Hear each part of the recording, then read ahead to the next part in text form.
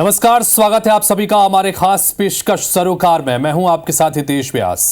सरोकार में हम सोमवार से लेकर शुक्रवार तक मौके पर पहुंचकर समस्या को समझते हैं, जानते हैं, लोगों की परेशानी को आवाज देते हैं और इसके समाधान के तौर पर शनिवार और रविवार को जिम्मेदारों से उनकी जवाबदेही को लेकर सवाल भी पूछते हैं। तो आइए शुरू करते हैं आज का सरोकार, क्योंकि ये IBC 24 है और ये यहाँ सवाल आपका है और आज शनिवार है।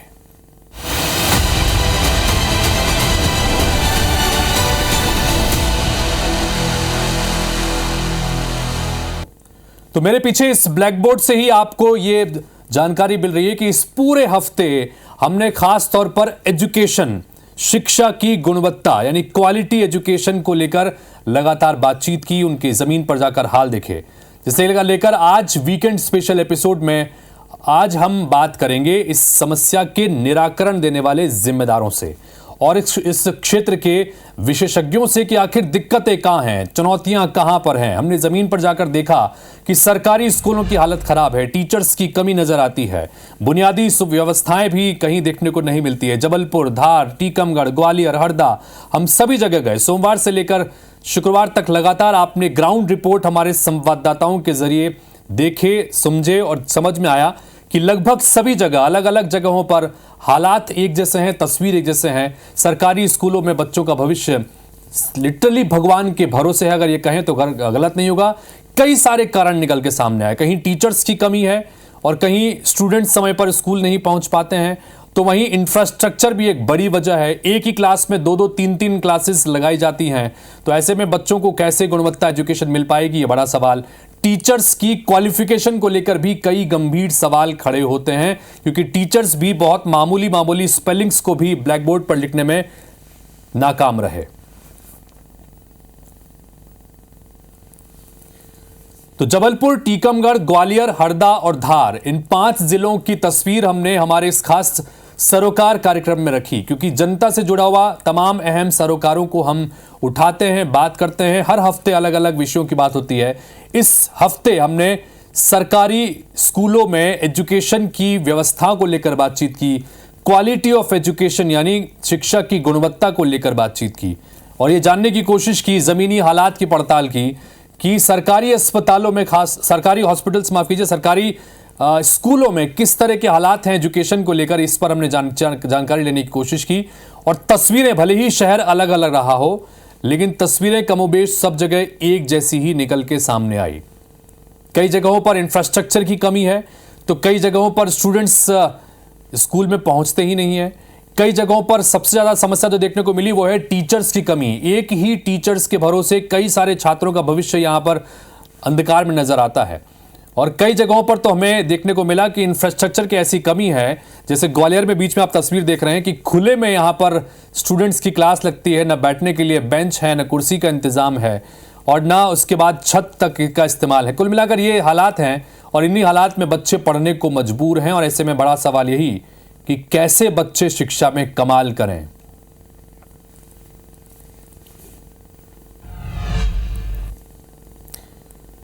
तो इससे पहले कि हम जिम्मेदारों से सवाल करें, MPCG के स्कूलों की तस्वीर दिखाएं, बताते हैं कि क्वालिटी ऑफ एजुकेशन में स्कूलों की स्थिति क्या नजर आती है। जैसा हम लगातार अलग अलग जगहों पर गए, इन 5 जिलों में जो हालात हैं उसके मुताबिक सरकारी स्कूल में क्वालिटी ऑफ एजुकेशन का बुरा हाल है। जनरल नॉलेज के मामूली सवालों का भी छात्र जवाब नहीं दे पाते। सब्जेक्ट से जुड़े सवालों पर भी छात्रों के पास कोई जवाब नहीं होता। कई जगह एक ही टीचर के हवाले सैकड़ों छात्र हैं। कई जगहों पर टीचर्स की तो भरमार है, लेकिन छात्र नहीं पहुंचते, खासतौर पर ग्रामीण इलाकों में। घर के कामकाज के चक्कर में स्कूल नहीं जा पाते छात्र। अन्य कामों के दबाव के चलते समय पर शिक्षक भी स्कूल नहीं आ पाते हैं।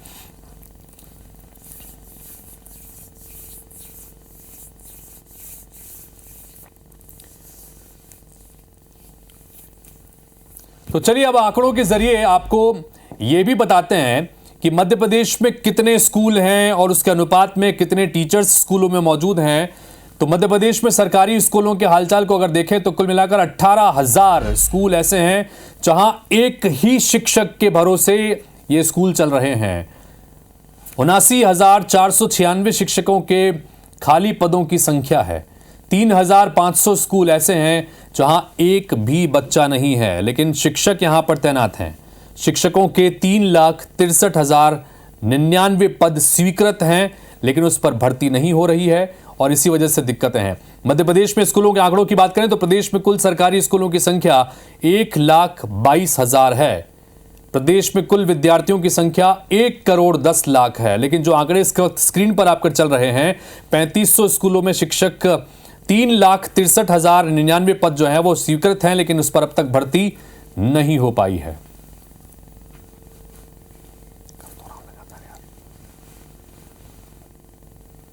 18,000 स्कूल जो हैं वो एक ही शिक्षक के भरोसे हैं। 79,496 शिक्षकों के पद खाली हैं। 3,500 स्कूलों में शिक्षक हैं, लेकिन बच्चे ही नहीं हैं और कमोबेश यही स्थिति है। बहुत बड़ी तादाद ऐसी है जहां पर एक ही टीचर के भरोसे कई सारे छात्र हैं और कई जगहों पर हमने ये भी देखा हमारे संवाददाताओं के जरिए ग्राउंड रिपोर्ट में कि एक ही क्लास के भीतर कई सारे क्लासेस यानी 3 से 4 क्लासेस एक ही कक्ष के अंदर चल रही हैं।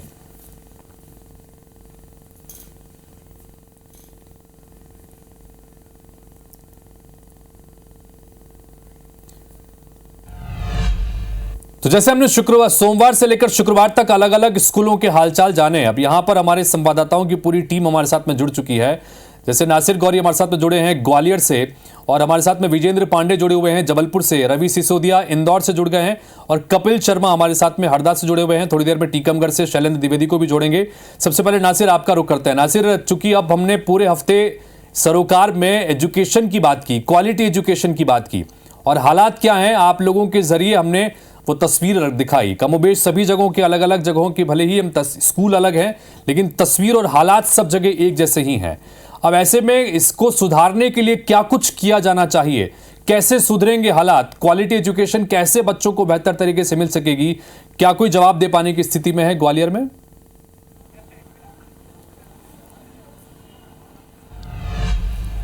देखिए, सबसे अहम सवाल है कि हालात कैसे सुधरेंगे, क्योंकि हमने ग्वालियर जिले के बहुत सारे स्कूलों में गए हैं, क्योंकि लगातार हम कैंपेन से चला रहे हैं कि स्कूली शिक्षा कैसी है, लेकिन स्कूलों के हालात बहुत ज़्यादा बेकार है। और सबसे हैरत की बात यह है कि शिक्षकों को सामान्य ज्ञान तक नहीं है। वही शिक्षक उनको बच्चों को टीचिंग कर रहे हैं, यानी कि पढ़ाने का काम कर रहे हैं। तो ऐसे में बड़ा सवाल पैदा हो। हमारे साथ में अभिभावक मौजूद हैं जिनके बच्चे स्कूलों में। भाई साहब, बड़ा सवाल पैदा हो रहा है कि स्कूल्स के टीचर्स को कलेक्टर्स का नाम नहीं पता, शिक्षा अधिकारी का नाम नहीं पता, स्कूली शिक्षा मंत्री का नाम नहीं पता। ऐसे में क्या होगा? और हालात बहुत बुरे हैं कि एक ही क्लास में 3-3, 4-4 क्लास के बच्चे बैठ कर पढ़ाई कर रहे हैं। बिल्कुल, थोड़ा सा सरकार को इसमें देखने की ज़रूरत है। ये बात सत्य है कि स्कूलों में जो जल्द इनका जो है थोड़ा सा नज़रिया बदलना पड़ेगा, क्योंकि स्कूलों की स्थितियाँ इसीलिए क्या है, लोग प्राइवेट की तरफ भाग रहे हैं, क्योंकि कहीं ना कहीं अपने को इसमें थोड़े से जो शिक्षा मंत्री हैं जरा इसका फील्ड में उतर के काम करेंगे ना तो बहुत अच्छा लगेगा। क्या लगता है कि स्कूली जो सिस्टम है, हम देख रहे हैं कि स्कूल एजुकेशन नहीं मिल पा रही है? बिल्कुल, इसका मैं सीधा तौर पे एक ही जवाब दूंगा, क्योंकि बच्चे वोट नहीं देते। क्योंकि यदि बच्चे वोट देते होते तो नेताओं का, पूरी सरकार का जो रुझान है उनकी तरफ होता, उनका ध्यान उनकी तरफ होता। आपको बता दें कि यहाँ पर जो तमाम सारे बच्चे हैं देश का भविष्य होते हैं, देश का भविष्य उनको कहा जाता है। लेकिन जब इस तरह के शिक्षक जो है उनकी शिक्षा कराएंगे, पढ़ाई कराएंगे, तो देश का भविष्य किस ओर जाएगा आप समझ सकते हैं। क्वालिटी ऑफ एजुकेशन नहीं मिल रही है सरकारी स्कूलों में। उन्होंने कहा जैसा कि बच्चे वोट नहीं देते, मैं इसके साथ ये भी जोड़ देता हूँ कि बच्चों की तरफ सरकार का ध्यान नहीं है। उसकी वजह एक ये भी है कि बच्चे हर स्तर पर सक्षम नहीं हैं और उसकी मुख्य वजह ये मानी जा सकती है कि गुणवत्ता की कमी है शिक्षा के स्तर में। हर स्तर पर शिक्षा की गुणवत्ता प्रॉपर नहीं है, ना मॉनिटरिंग हो रही है। और उसी लिहाज से देखा जाए तो ग्वालियर में तकरीबन 1500 से ज़्यादा स्कूल हैं, जिसमें से डीपीसी का एक बयान छपा था जो मैंने पढ़ा था और सुना देखा भी था। उसमें ये कहा गया था 30 से 35 स्कूल जो सरकारी स्कूल हैं वो जर्जर हैं। देखिए, बिल्डिंग है नहीं, शिक्षक की गुणवत्ता है नहीं, मूलभूत सुविधाओं का अभाव है, टॉयलेट जैसी जो व्यवस्था है वो जब जर्जर है बिल्डिंग तो होगी नहीं, स्वाभाविक सी बात है। क्या लगता है कि स्कूलों में क्वालिटी ऑफ एजुकेशन मिल रही है? स्कूलों के, सरकारी स्कूलों के हालात क्या है? आपके बच्चे जाते हैं, किस तरह के हालात हैं उन स्कूलों में? बिल्कुल, मैं आपको बताऊँ, मेरा जिस बच्चे स्कूल में, सरकारी स्कूल में बच्चे जाते हैं, 10 बजे तक स्कूल है और 3 टीचर है उसके अंदर।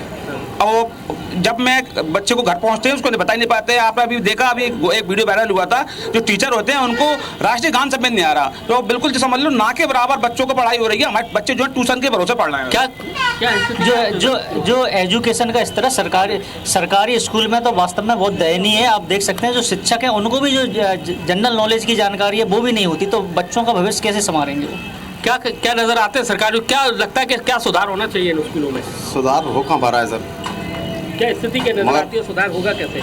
अब जो तो सरकार को थोड़ा ना उन पर ध्यान देना पड़ेगा, जब भी तो क्या लगता है आखिर ये व्यवस्था है, कैसे सुधार कैसे होगा इनमें? देखिए, मैं आपको बता दूं आपके चैनल के माध्यम से कि जो स्कूली व्यवस्था है सरकारी स्कूलों की, हम कहते हैं अपने स्कूल में बच्चों को इसलिए पहुंचाते हैं सरकारी स्कूलों में कि शिक्षा अच्छी मिले, लेकिन वहाँ की बिल्डिंग है, बारिश का टाइम है, पानी बरस रहा है, बिल्डिंग में जर्जर हो चुकी है, शिक्षा नहीं मिल पा रही है। क्या ये ऐसे है कि शिक्षक जो पढ़ नहीं पा रहे, बच्चों को ज्ञान नहीं दे पा रहे? अब एक शिक्षक जो होता है, जो ज्ञान क्या अपन गुरुदाता कहते हैं, एक घर में माँ देती है, बाप देते हैं, लेकिन एक गुरु होता है, लेकिन सबसे ज्यादा शिक्षा वही देता है।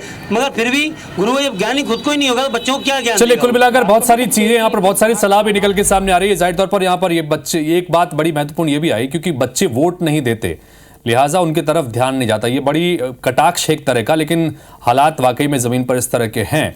बहरहाल अब विजेंद्र का रुख करते हैं, हमारे साथ में जबलपुर से जुड़े हुए हैं। विजेंद्र, हमने इससे पहले जब जमीनी हालात दिखाए तब भी आपसे चर्चा की थी कि कई जगहों पर सरकारी स्कूलों में टीचर्स की बड़ी कमी है, ये एक बड़ी वजह निकल के सामने आती है, और एक ही टीचर्स के भरोसे कई सारे छात्रों का भविष्य है।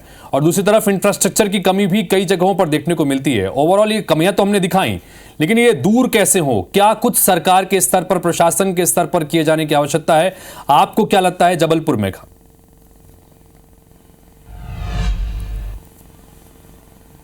बिल्कुल हितेश, इस पूरे हफ्ते हमने मध्य प्रदेश में सरोकार के जरिए शासकीय स्कूलों में शिक्षा की गुणवत्ता की पड़ताल की है। जो खुलासा हुआ है वो चौंकाने वाला है, जो खुलासा हुआ है वो सिस्टम की आंखें खोलने वाला है। चर्चा की शुरुआत के लिए फिर वही शेर मौजूद नज़र आता है कि अब तो इस तालाब का पानी बदल दो, ये कमल के फूल मुरझाने लगे हैं। तो बात तो वही है कि शासकीय स्कूल जिन पर मध्य प्रदेश और देश का भविष्य गढ़ने की जिम्मेदारी है, नौनिहालों को पढ़ा लिखा के देश का एक अच्छा नागरिक, जिम्मेदार नागरिक बनाने की जिम्मेदारी है, वहाँ शिक्षा की गुणवत्ता कैसी है?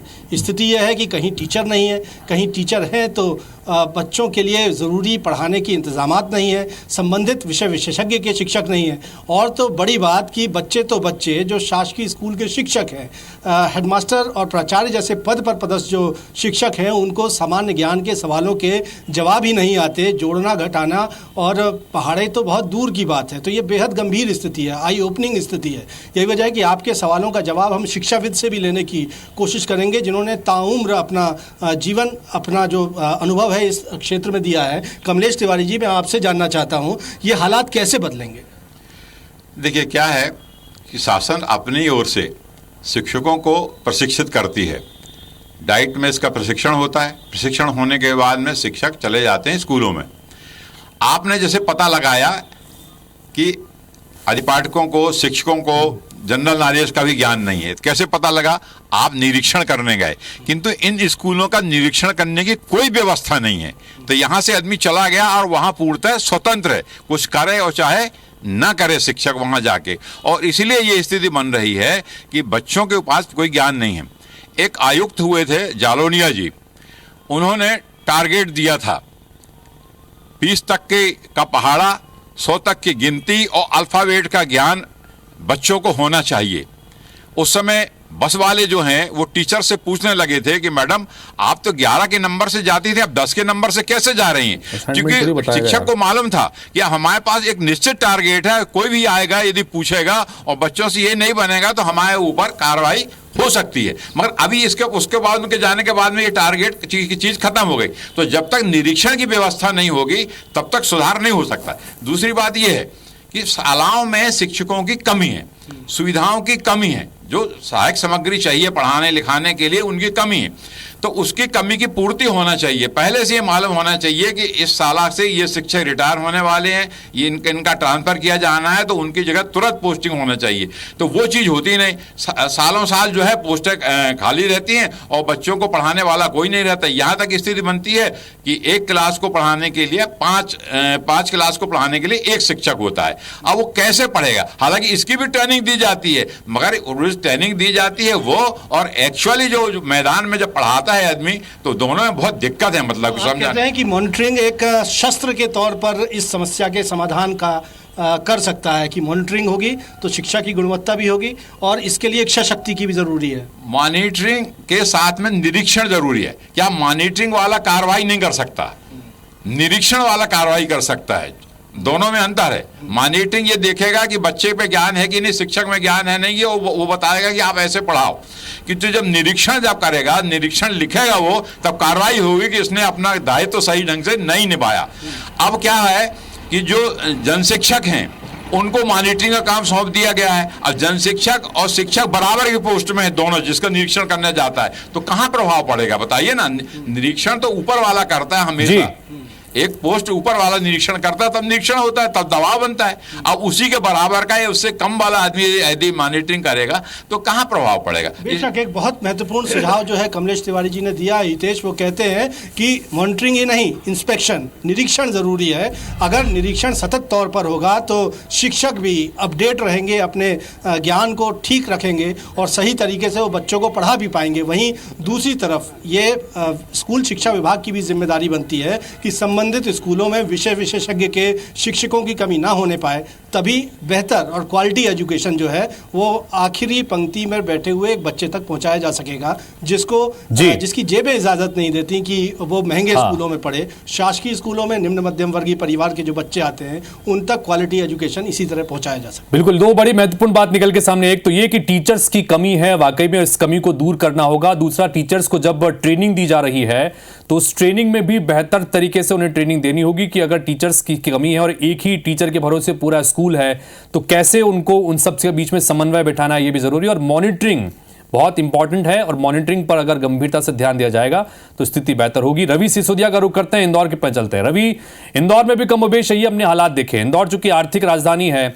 स्वच्छता में नंबर 1 शहर है, लेकिन पढ़ाई के मामले में इस और बाकी तमाम चीज़ों में और खासतौर पर सरकारी स्कूलों के हालात को देखते हुए वहां पर जो हमने तस्वीरें देखी वो भी बड़ी चौंकाने वाली थी। चाहे वो ग्वालियर की बात करें, जबलपुर की बात करें, वैसी स्थिति यहां पर भी थी।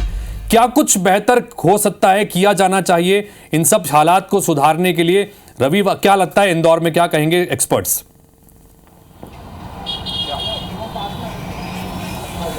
देखिए, हमारे साथ में वो सारे युवा मौजूद हैं जो एनजीओ के माध्यम से समय समय पर सरकारी स्कूलों में क्वालिटी एजुकेशन के लिए काम करते हैं और कैसे सुधारा जाना चाहिए, क्योंकि वे लोग लगातार इनके बीच में जाते हैं और समझते हैं कि सरकारी स्कूलों के हालात क्या है, क्या स्थिति हम देखते हैं सरकारी स्कूलों की। क्योंकि शहरी क्षेत्र में तो लगभग जनप्रतिनिधि भी ध्यान देते हैं, लेकिन ग्रामीण स्कूलों की स्थिति थोड़ी डगमगाई हुई है। आप लोग जब जाते हैं तो क्या स्थिति यहाँ पर नजर आती है, किन किन चीज़ों में इम्प्रूवमेंट होने की आवश्यकता है? देखिए, हमको देखने में आता है कि सिटी में तो स्थिति ठीक है, ग्रामीणों में आज भी हालत ख़राब है। जैसे कि पानी भरा जाना स्कूलों में, लाइट ना होना, पंखे ना होना, शिक्षक समय पे नहीं आ पाते हैं, इतने ज़्यादा स्टूडेंटों के बीच में एक टीचर होना, ऐसी समस्या देखने में आती है ग्रामीणों में। क्या लगता है कि इस क्षेत्र पर ज़्यादा काम करने की आवश्यकता है? क्योंकि शहरी क्षेत्र में तो हमने खुद ने भी जाकर देखा तो वहाँ की क्वालिटी एजुकेशन तो हमें ठीक लगा।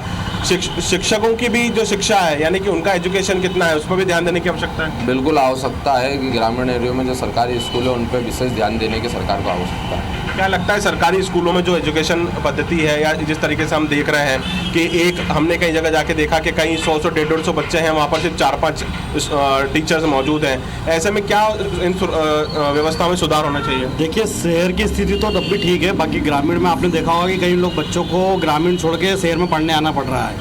ये चीज़ अभी देखने में आई है कि शहरों में बच्चे पलायन करके गांव से यहाँ अकेले रहकर पढ़ाई कर रहे हैं, क्योंकि गांव में स्थिति सही नहीं है। अगर गांव में स्थिति बेहतर मिलेगी तो बच्चों को इतना पलायन नहीं करना पड़ेगा और आना नहीं पड़ेगा। और शिक्षकों का भी थोड़ा सा अभाव है, बाकी उस चीज़ों को भी देखना पड़ेगा थोड़ा सा कि जो शिक्षक है जो समय पर अपना काम करें, यहाँ स्कूलों में जाएँ, स्कूलों में देखें। अभी बारिश के समय में देखा जाता कि कमरों में घुटनों तक पानी भरा रहता है, जिस कारण बच्चे भी स्कूल नहीं आते और जो ऊपर जो शिक्षक लोग हैं वो भी अपने हिसाब से टालम टोल करके और बच्चों को स्कूल से भगा देते हैं। देखने में आता है कि कहीं कहीं जगह महीनों 15-15, 20-20 दिन तक स्कूल नहीं लगते हैं ग्रामीण में। तो ये बहुत एक बड़ी बात कही है कि बारिश का मौसम रहता है और ऐसे मौसम में ये समस्या हमको देखने को मिलती है। क्या लगता है, क्या सुधार की आवश्यकता है सरकारी स्कूल में जो एजुकेशन सिस्टम है? CM राय स्कूल जैसे शहर में डेवलप, जैसे ग्रामीणों में भी डेवलप किया जाना चाहिए। अपन देखते कई बार गाँव में स्कूलों में पानी भरा रहता तो घर वाले ही बच्चों को स्कूल में उसकी बच्चों को आने जाने के लिए सुगम मार्ग हो, बस की सुविधाएं हो, बच्चों को शिक्षित किया जाए। स्टूडेंट की सीमित संख्या की इतने कक्ष में इतने स्टूडेंट पे एक टीचर अलर्ट किया जाए, बच्चों को शिक्षित किया जाए, बच्चों को खेलकूद में बढ़ावा दिया, एक स्पोर्ट वगैरह की भी रुचि सरकारी स्कूलों में बढ़ाई जाना चाहिए। ठीक है रवि, चूंकि जिस तरह से रवि हमारे सहयोगी इस वक्त इंदौर में अलग अलग लोगों से, युवाओं से बातचीत कर रहे हैं, सभी का कमोबेश यही कहना है कि गुणवत्ता को सुधारने के लिए व्यापक तौर पर बहुत सारी चीज़ों पर एक साथ काम करने की आवश्यकता है, जिसमें सबसे महत्वपूर्ण है इंफ्रास्ट्रक्चर को बेहतर करना होगा, टीचर्स की जहां पर कमी है उन कमी को पूरा करना होगा। CM राइज जैसे स्कूल हैं जहां पर बेहतर तरीके से एजुकेशन दी जा रही है, तो उस व्यवस्था को पूरे प्रदेश में सारे स्कूलों में, सरकारी स्कूलों में लागू किया जाए एक साथ समरूपता के साथ, तो शायद स्थिति बेहतर हो सकती है। हमारे साथ में कपिल शर्मा जुड़े हुए हैं हरदा से और शैलेंद्र द्विवेदी जुड़े हैं टीकमगढ़ से। कपिल का रुख करते हैं।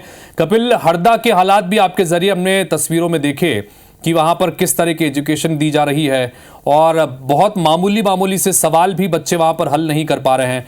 10वीं 12वीं तक के, 7वीं 8वीं तक के बच्चे वहां पर जोड़ बाकी तक नहीं कर पा रहे हैं। तो ये हालात कैसे हैं, कैसे सुधरेंगे, इसको लेकर क्या कुछ वहां पर प्रशासन की तरफ से कहा जा रहा है? जी बिल्कुल, आपको बताऊंगा जैसे कि हमने जिले के अलग अलग विकास खंडों में सभी जगह जब निरीक्षण किया स्कूलों का, तो कहीं ना कहीं हमें बेसिक जो शिक्षा मिलना चाहिए वो बच्चों को नहीं मिलती, उनका कमजोर पाया गया। हमने देखा जिला मुख्यालय पे जो हमने निरीक्षण किया तो बच्चों को मामूली जो जोड़ घटाना होना चाहिए 2 संख्या का वो भी नहीं कर पाए, अपने प्राचार्य का नाम नहीं बता पाए। तो कहीं ना कहीं ये तो देखने को मिल रहा था कि शिक्षा का स्तर वो काफी कमजोर दिख रहा था। इसका एक सबसे बड़ा कारण ये है कि इसमें शिक्षकों की कमी भी है। बहुत सी स्कूलों में एक शिक्षक के भरोसे 4-4, 5-5 क्लास छोड़ दी जाती है, कभी उनको भी काटा जाता है तो और उनको जो टीचरों को है दूसरा कार्य सौंप दिए जाते हैं, जैसे चुनाव में ड्यूटी लगा देना या अन्य कार्यों में लगा देना। इसके कारण कहीं कहीं शिक्षा पिछड़ती जा रही है। हमारे साथ में शिक्षा भी मौजूद है, उनसे जानना चाहेंगे कि शिक्षा किस प्रकार से बेहतर हो सकती है। IBC 24 के द्वारा जो वर्तमान में शिक्षा में सरोकार शिक्षा दिवस के पूर्व चलाया जा रहा है, उसके निसंदेह जो परिणाम हमारे समय आ रहे हैं वो बहुत ही चिंतनीय है, समाज के लिए भी, शासन के लिए भी। यह दुर्भाग्य है कि आजादी की इतने 77 वर्ष व्यतीत होने के बाद भी व्यवहारिक शिक्षा और कौशल शिक्षा का अभाव होना चिंतनीय है। तो इसके लिए यही प्रयास किए जाते हैं कि जो शासन शिक्षकों की कमी है उसको शीघ्र से पूरी की जाए। चलिए, तो शिक्षकों की कमी को दूर किया जाए, कमोबेश सभी जगह के एक्सपर्ट्स यही मानते हैं और हरदा में भी शिक्षाविद जो हमारे साथ में जुड़े वो भी यही मान रहे हैं। शैलेंद्र द्विवेदी हमारे साथ में जुड़े हुए हैं। शैलेंद्र, बताइए कि टीकमगढ़ में किस तरह की स्थिति है, वहां पर क्या कह रहे हैं? क्योंकि एजुकेशन के हालात तो आपके जरिए हमने देखे, लेकिन क्या कोई जिम्मेदार इस सिलसिले में बोलने को तैयार है कि ये हालात कब सुधरेंगे, कैसे सुधरेंगे? जी, यहाँ पर हमने जो निरीक्षण किया था स्कूलों का, तो उस दौरान साफ तौर पर नजर आया था कि जो बच्चे हैं उन्होंने जनरल नॉलेज की, उन्हें पढ़ाई के अलावा बेसिक नॉलेज जो है वो उनकी काफी कमजोर है। उनसे राष्ट्रपति, प्रधानमंत्री के नाम पूछे गए थे, वो भी वो नहीं बता पाए थे। तो इस मामले को लेकर हमारे साथ शिक्षा विभाग के APC शैलेश श्रीवास्तव जी मौजूद है। हम उनसे जानते हैं कि आखिर ये समस्याएं क्यों आ रही हैं और कैसे इनमें सुधार होगा। इनमें राज्य शासन की जो एक निपुण भारत के तहत एक योजना चली है, इसे FLN मिशन अंकुर के तहत पूरे मध्य प्रदेश में लागू किया गया है। उसमें कक्षा 1 से 3 तक में ये मिशन अंकुर योजना लागू की गई है। उसमें सारे सिलेबस में बदलाव किया गया। थोड़ा माइक पास में कीजिए इनके। अब पुरानी पुस्तकों में बदलाव करके FLN की पुस्तकें मध्य प्रदेश शासन ने लागू की है कक्षा 1 से 3 में, तो उसमें हमें सुधार परिलक्षित हो रहा है। इसी तरह से नेशनल अचीवमेंट सर्वे, ओलंपियाड की प्रतियोगिताएं भी बच्चों में कराई जा रही हैं। तो जनरल नॉलेज को बढ़ावा देने के लिए, OMR सीट को भरने के लिए किस तरीके से बच्चे कॉम्पिटिटिव एग्जाम की तैयारी करें, इसके तहत राज्य शासन ने काफ़ी अच्छी पहल की है। और नेशनल एजुकेशन पॉलिसी 2020 भी इस वर्ष तो राज्य शासन ने काफी अच्छी पहल की है, नेशनल एजुकेशन पॉलिसी भी लागू की गई है, लेकिन जमीन पर ये तमाम योजनाएं और ये पॉलिसीज ईमानदारी से लागू नहीं हो रही हैं। इसलिए इस तरह की तस्वीरें, इस तरह के हालात यहां से निकल के सामने आ रहे हैं कि बच्चे राष्ट्रपति, प्रधानमंत्री तक का नाम नहीं बता पा रहे हैं। 7वीं 8वीं क्लास के बच्चे जोड़ बाकी तक नहीं कर पा रहे हैं। तो क्वालिटी ऑफ एजुकेशन की तमाम धज्जियां और हर जगह पर उड़ती नजर आ रही है। तो क्वालिटी ऑफ एजुकेशन का जायजा लेने के लिए IBC 24 ने 5 दिन तक 10 शहरों के 50 स्कूलों में हम लोग गए। छत्तीसगढ़ के आंकड़े आपके सामने रखते हैं। छत्तीसगढ़ के 25 अलग अलग स्कूलों में भी हम पहुंचे।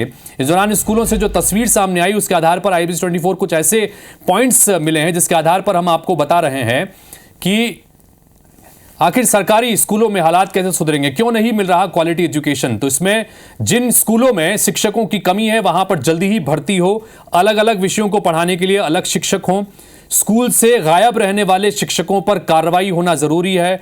जनरल प्रमोशन देकर बच्चों को आगे जो बढ़ाया जा रहा है 8वीं तक, ये ना बढ़ाया जाए, इसमें चेंज करने की आवश्यकता है। स्कूलों में बच्चों को पढ़ाई का बेहतर माहौल मिल सके, छात्रों को मिलने वाली शिक्षा का मूल्यांकन हो, व्यावहारिक शिक्षा को प्राइमरी सिलेबस से जोड़ा जाए, स्कूलों में बच्चों को पढ़ाई का बेहतर माहौल मिले, बच्चों की शिक्षा के लिए परिजन भी जागरूक हो। तो ओवरऑल कलेक्टिवली इन सब चीजों को करने के बाद सरकारी स्कूलों में क्वालिटी एजुकेशन के हालात बेहतर हो सकते हैं, बदल सकते हैं। इस बात की उम्मीद के साथ फिलहाल इस बुलेटिन में इतना ही। कल हम बात करेंगे खासतौर पर छत्तीसगढ़ के स्कूलों में हालात जो हमने देखे, उसके बाद किस तरह से वहां की तस्वीर बदलती है। सरोकार जरूर देखिएगा। नमस्कार।